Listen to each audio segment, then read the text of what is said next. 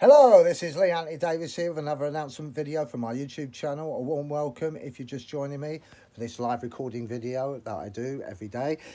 Today is Friday the 13th of October, and that means plenty of slasher movies about. Before I start, I've got to try and do this video quick. The reason being is because I've been doing too many long videos, and they've gone near 20 minutes and stuff. I don't think they warrant that sort of length of time, so I'm going to try and get it under till I think that I've found the right time for an announcement video to be made for the length of time it should be made. Right, today I've got to be 18 minutes 48 seconds. Okay, I'll be watching the clock. The clock starts ticking now. Right, okay then. Coming up on this video, I've got group of the day and contributor of the day. Also, your birthday announcements and Doctor Who news. Also, I've got the updates and, of course, a Doctor Who DVD collection selection, which is my DVD. Today I will be showing Peter Capaldi, and also there's a Doctor Who collection stuff I want to show you. Well, one thing, but I'll tell you about that when I get to it. And also, not forgetting, there's a Doctor Who quiz question, also the answer to yesterday's one, and also I've got some of your comments as well, and of course the inevitable what's coming up. So let's start this little palaver with the first thing on the menu, which is group of the day for Thursday the 12th of October. And group of the day goes to Central Virginia Science Fiction Group. Well done to them. And contributor of the day for Thursday the 12th of October goes to Mark Webster. Right, I'll be posting you, as you know, on Facebook, Twitter, Instagram and my story, so everyone will know who you are. And they'll know you're a good contributor and a good group. And it's also good to know that some of these announcements I've made on Facebook on Group of the Day and Contributor Day has seen a fluctuation of members in these groups. So it does seem like I am helping. Right, okay then. Right, moving on to birthdays. Right, today, celebrating their birthday on Friday the 13th of October, goes to Lucky Chen, Koza Kaur, Gary Henderson, Daniel Ryan, John N. Harper, Tom Anthony, and the one I've left to last is Jim Ho, because he's celebrating his 62nd birthday. Well done to him. So if you know these people, wish them well. It's their special day, like you would like it done for you as well. I don't bother with birthdays personally. I know my birthday comes up every year, but I don't want to be reminded how old I am. So I don't do them. Right, okay, moving on to that rather unimportant statement. Doctor Who news. Now, I've got some news here to tell you about. The new Doctor Who theme has been unveiled for the first time ahead of the 60th anniversary.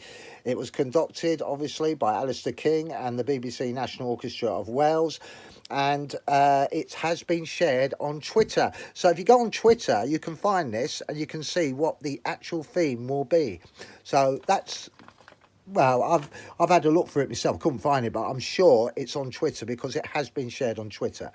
Right, okay, moving on to the next bit of news that I wanted to tell you about was Russell T Davies has ruled out any possibility of the 60th specials going on the actual birthday of Doctor Who, which was the 23rd of November. But he hasn't ruled out that he's doing something special for that date, and he also says that you should always keep your calendar open for the 1st, the 17th and the 23rd of November, because he's doing something on them dates. So keep your calendar open for the 1st, the 17th and the 23rd of November, which I said he wasn't doing any 60th anniversaries on, but he is doing something special on that day, so I can imagine. So I'll keep you up to date with that, what I think, or what I hear, or what I see, or what becomes fact. I will let you know straight away. Right, moving on to updates. My page, the Lee Anthony Davis, the Sarah Jane Adventures page on Facebook, has now moved up to 15 followers, so thank you for that.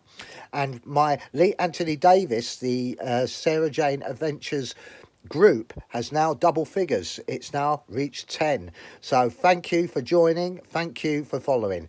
There'll be another update tomorrow. I won't bother with my Instagram account. It hasn't moved. It's still on 111 last time I looked. So, but I have a feeling it's going to move very shortly. Right, moving on. It's Doctor Who DVD collection selection time. And this is my Peter Capaldi period, the era. Series, let's see. Series 8. Here we go. There we go. All in its glory. Nice coloured sort of reflection from the lights. It does have a great cover. And there you go. There's Capaldi on a blackboard. Writing down all the adventures that he's going to be following. Some of us will not be following some of them adventures, I can assure you, especially when you've got Kill the Moon in it. But anyway, as you know, they have, I'll just go through this very quickly because I'm going to do 3 of them now. Deep Breath was the opening to Peter Capaldi's Doctor. It had Brian Miller on. If you don't know who Brian Miller is, he's the wife of the late Elizabeth Sladen. He'd been in it before in the Snake Dance, and they put him in again for Deep Breath. He played that tramp, remember, that Peter Capaldi stole his coat off. Anyway, you know who he is now. Right, that wasn't what I call. We had the 3 figures of fun.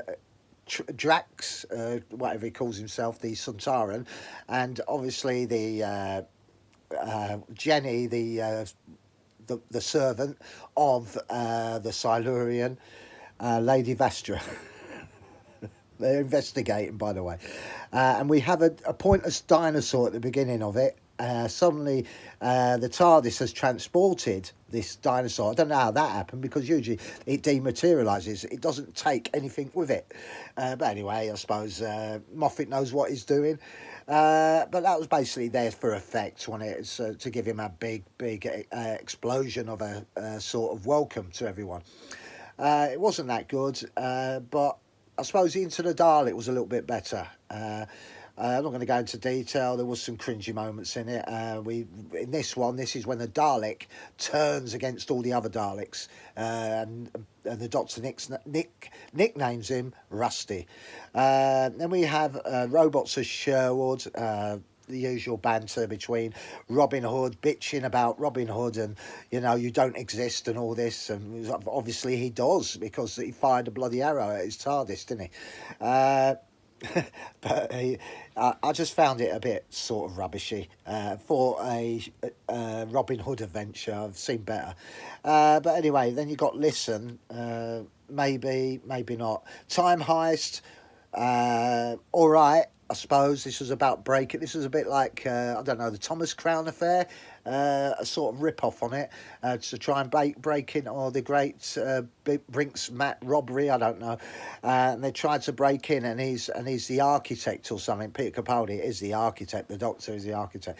He gives them these things that forget, or whatever, before they die. I don't know. It was all convoluted. It was, and they had this sort of, I don't know how you describe it, this creature with 2 eyes in stems popping up, and it could mind sift your brain and turn it into soup or something like that. And we had a great appearance from Keely Hawes, who played the villainess in this one. Sorry, I've got a black moustache here, chocolate moustache. Let's do that. I've been drinking hot chocolate, as you can see. Look at the mess. Look at the mess. Right, moving on. And then we got... I think I'll jump this one. I'm going to jump this one because it's Kill the Moons. I'm going to kill that right away dead. The Caretaker, same again. This was meant to be a sort of romantic blossom between Danny and Clara, but it didn't materialise to anything, did it, in the end? Then we got The Mummy on the Orient Express. Like the idea, it's quite good. Frank Skinner appears in this as the engine driver or something.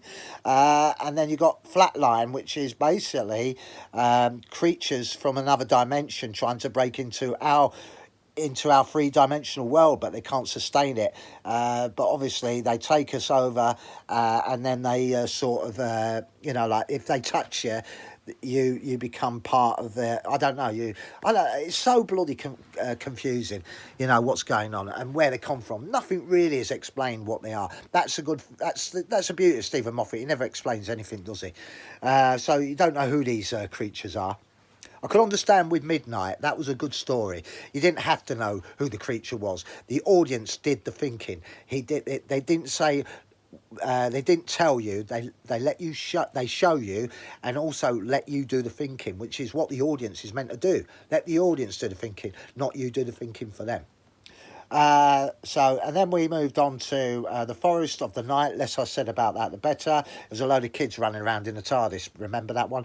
And then we had the two finale, the two episodes. This was The Mistress, as we find out that she's actually the Master, but she's been regenerated into a female, like a sinister Mary Poppins. And then Dark Waters. Also, this was a Cybermen. This is about turning the dead into Cybermen, making them invincible. And she did it all because she wanted the Doctor to lie. You know what? I ask you. And then there's the Clara bit says, how do you know I'm not the Doctor? Well, it's bloody obvious, love, isn't it? They're exterminate, you won't regenerate. No, to be honest with you, 50-50 on that one. Right, moving on to Series 9. I'm going to do it quickly.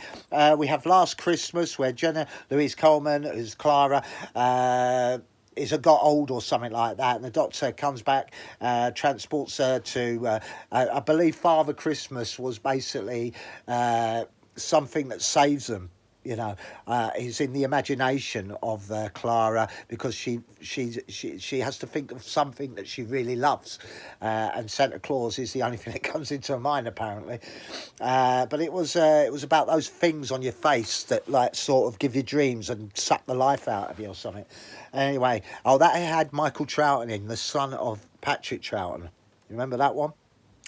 So you'll remember it. The Magician's Apprentice and The Witch's Familiar wasn't very good. It was a predictable, the Daleks will lose in the end, the Doctor will triumph, and they will sort of emerge with a happy ending. This was the stupid one when they had that little boy who's meant to be Davros. And I don't know how that happened. No backstory, no nothing.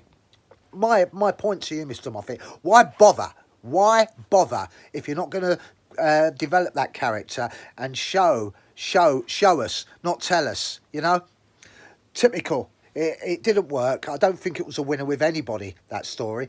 It was just another Dalek story that Moffat shoehorned in. And then we got Under the Lake and Before the Flood. They're a two-parter. Wasn't too keen on that. It was about this sort of creature. I don't know. I just didn't get into this one at all. I just didn't like it. It was meant to be some sort of dream, I don't know, some monster or humanoid creature that was a legend or something. And in the end, he got drowned by a flood or something, and it just poured over him, and that was the end of him.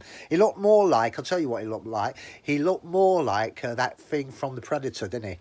Anyway, I think there's a bit of a sort of resemblance there. I wonder where he got that from, Moffat. Okay, and then we have The Girl Who Died. Maisie, remember her? She comes back as a highwayman, believe it. She's meant to be dead or something. She died in this one, and then she comes back in the other one. I mean, she's immortal now. She's what you call...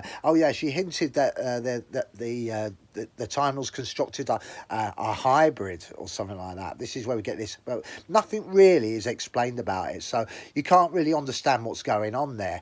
All you know is it's little Maisie back... I wonder how much they paid her wages. Right, okay. Then we have the Zygon invasion. Lovely idea to bring the Zygons back, but they were bad. I don't think they were used very properly. They had this silly button where Peter Capaldi does his speech and says, oh, go on then, press the button. Roll up. And all that, doing the old sort of razzmatazz speech.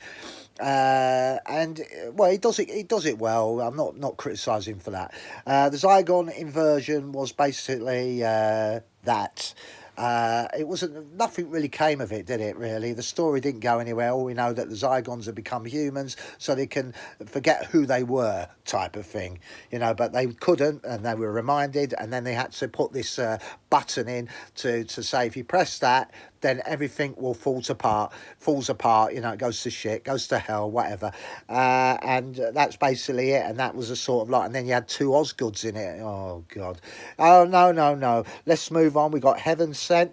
Sleep No More, that's when you got that sleet in your eye and it turns into this creature somehow. It's something to do with dreams or whatever. Denying you dreams, this machine. I didn't like it. It was a load of rubbish. There was no sort of backstory. The only thing you got to know is that the Doctor had been there. It was a bit like Big Brother, wasn't it, in a way? And then at the end you had the so-called should I say protagonist or antagonist on the screen saying, "Don't come here," like that, and always his face turns to sand and disappears. I don't know. I think Mark Gatiss wrote that adventure. Anyway, here we go. Sleep No More. That was a sort of 50-50. Then we had Face the Raven. This was about Clara saying goodbye, but she doesn't. She says hello in some of the couple of adventures that come ahead, especially in Hell Bent. I think she returns. And then The Husbands of River Song. This is about River Song coming back to the show. I liked her in this, but unfortunately, you know, I don't think it was a very good story. We're introduced to Nardelle, and that is that. Right, we're going to this one quickly. This is the 10th one. This is where we say hello to Bill. There's some good stories in there. I like the Ice Warrior Queen. That was quite good. And, of course, the first Cyberman story, I like that a lot. That was the Dr. Falls, wasn't it, or something? And, unfortunately, the World Is Not Enough. I like that adventure. The Doctor Falls was basically his final stages before he did that Twice Upon a Time in the misogynist William Hartnell Doctor, which wasn't very good. There was no monsters, no enemy, no plan, no soddle. It was just basically he refused to regenerate. Right, that's it for today on that, thank God. I'll move on to Jodie Whittaker tomorrow. Right, okay, here we go. This is my Doctor Who key ring. I'll just take it out of the packet very quickly. I've got to move on this one. There we go. There it is, in its full glory. Do you see it? There it is, the TARDIS keyring. Right, it's dematerialised off. Right, okay, moving on. I've done the updates. Doctor Who, collect on that. Right, moving on. Doctor Who quiz question. Remember, I asked which adventure had neither the Doctor or his companions in. The answer was Mission to the Unknown. And finally, here's a question for you. How many adventures were there in the Tom Baker era? That's it. Right, moving on. Coming up, comments. I'll do this really quickly because I'm just running into my time. Here we go. It seems congratulations is in order. Your announcement video was quicker than yesterday's one. Who knows? You might get it under 18 minutes by the end of the week, hopefully. If I can press that, that's it. You were right about the first series compared to series 2, 3 and 4. Beyond that, no comment. It's talking about why I said the first series is a lot better than the second series and the third and the fourth. You know, that's Russell T Davies. You know, why Eccleston, when Eccleston went, it all changed, didn't it, way? And I didn't like that. I wanted it to continue that way to see what direction it would go. Didn't go in the direction I wanted it to go. A lot more it was well removed from the first series, to be honest with you. Anyway, never mind all that. I've got one more comment to read here before I go off the air. Let's move it on. Oh yeah, the classic episode, The Deadly Assassin with Tom Baker. Right, you got had no companions. It was after Sarah Jane left. That's to do with the Mission Unknown question. You're right there. Thank you for that, Linda Sprenkle. Right, so that's it now. It's time for me to say goodbye. Coming up, as you know, another Lost in Space cliffhanger, and then I've got a Doctor Who... what's it? A Doctor Who, an extract from Doctor Who going up. Right, it's time for me to go. Thank you very much. Bye for now. Watch this space tomorrow. See you then.